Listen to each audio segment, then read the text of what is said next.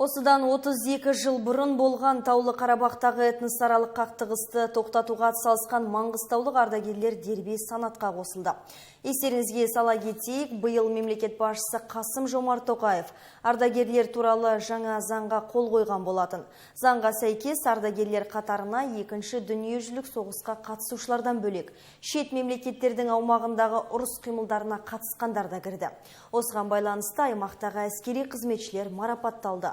Жиында 40-тан астам азаматқа ұрыс қимылдарына қатысушы төсбелгісі тапсырылды. Салтанатты шараға отан және ауған соғысы, Чернобыль апаты сияқты бірқатар қақтығыста болған ардагерлер қатысты. Өңірдегі қоғамдық бірлестік басшысының айтуынша, бұл қарулы күштер мен әскери қызметке деген құрмет және жастардың патриоттық сезімін арттыру жолында маңызы бар шара. 88-92 жылдар Кеңес одағының ыдырауы кезінде аяғына қарай болған Таулы Қарабақтағы соғысқа қазақстандық көптеген сарбаздар, солдаттар, сержанттар, офицерлер қатысты. Сол кезде Кеңес одағының есебі бойынша 800-дің үстінде адам жараланса, 200-300 адам қаза тапты.